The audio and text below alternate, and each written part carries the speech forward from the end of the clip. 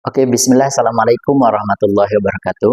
Rekan-rekan santri sekalian, bayangkan kita berada di satu tempat, berdiri di satu tempat yang mana tempat tersebut pernah dipijak oleh para nabi.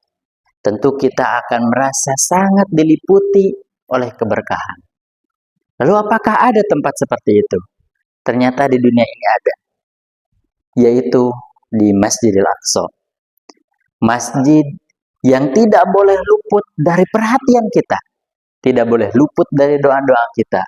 Dan pada saat ini kita akan menyelami betapa istimewanya Masjidil Aqsa yang membuatnya istimewa di hati kaum mukmin, khususnya bagi para santri yang sedang menuntut ilmu di pesantren ini. Tahukah kalian, sebelum kita berkiblat ke Ka'bah yang ada di Masjidil Haram di Makkah, para sahabat dan juga Rasulullah Shallallahu Alaihi Wasallam lebih pertama berkiblat ke Masjidil Aqsa. Selama berbulan-bulan namanya Rasulullah Shallallahu Alaihi Wasallam dan para sahabatnya sholat berkiblat ke Masjidil Aqsa sebelum akhirnya dipindah ke Masjidil Haram atau ke Ka'bah yang ada di Masjidil Haram. Lalu Rasulullah Shallallahu Alaihi Wasallam pun menempatkan Masjidil Aqsa berada di deretan masjid yang utama, yaitu ada 3 masjid utama dalam Islam. Yang pertama ada Masjidil Haram, yang kedua ada Masjid Nabawi, dan yang ketiga adalah Masjidil Aqsa.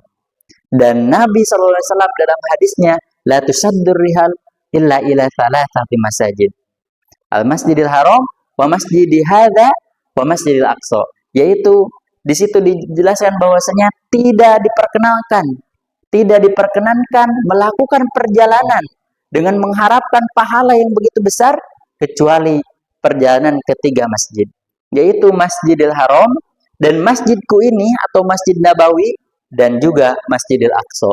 Begitu istimewanya, dan keistimewaan dari Masjidil Aqsa perlu ditanamkan dalam diri kita.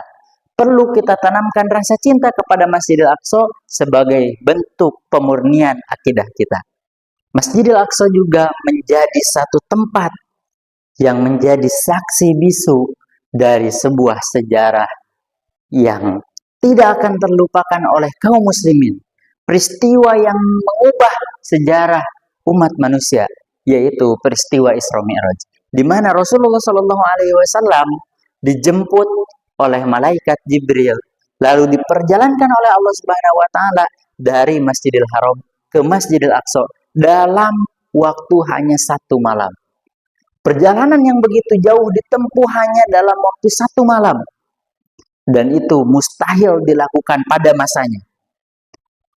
Lalu setelah sampai di Masjidil Aqsa, Rasulullah Shallallahu Alaihi Wasallam diperintahkan oleh Allah Subhanahu Wa Taala untuk mengimami para nabi dan para rasul terdahulu sholat berjamaah di Masjidil Aqsa.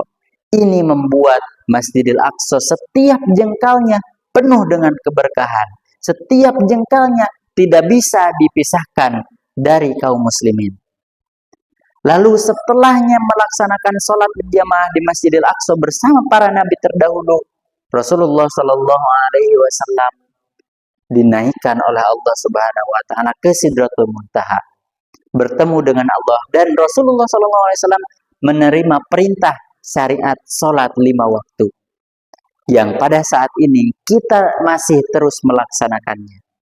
Sebagai santri di pondok pesantren, kita melaksanakan sholat 5 waktu adalah bentuk kecintaan kita terhadap Masjidil Aqsa. Oleh-oleh dari Rasulullah SAW ketika peristiwa Isra Mi'raj itu adalah syariat sholat 5 waktu. Maka dengan syariat sholat 5 waktu yang kita laksanakan setiap hari, itu juga sebagai bentuk dukungan kita, bentuk kehormatan kita kepada Masjidil Aqsa. Sebagai seorang santri yang mewarisi semangat perjuangan para nabi, mewarisi semangat perjuangan para ulama, kita tidak diajarkan untuk hanya peduli kepada diri kita sendiri, tapi kita juga diajarkan untuk peduli kepada sesama. Terutama kita peduli kepada saudara-saudara yang berada di Masjidil Aqsa. dan bentuk kepedulian kita kepada Masjidil Aqsa, kepada kondisi Masjidil Aqsa saat ini, yaitu dengan kita terus-menerus belajar menjadi generasi yang lebih baik, menjaga adab kita, menjaga akhlak kita, sehingga lahir generasi-generasi pelanjut yang bisa menjaga kemuliaan dan kesucian Masjidil Aqsa. Semoga Allah senantiasa mengikat hati kita untuk terus peduli kepada Masjidil Aqsa, mendekatkan kita dengan masjid, dan semoga doa-doa yang kita panjatkan, ikhtiar yang kita lakukan diterima oleh Allah Subhanahu wa taala, dan kita menjadi generasi penerus yang akan menjaga kesucian dan kemuliaan Masjidil Aqsa. Sekian dari saya. Semoga kita tetap semangat menjadi bagian dari pembebasan Masjidil Aqsa. Assalamualaikum warahmatullahi wabarakatuh.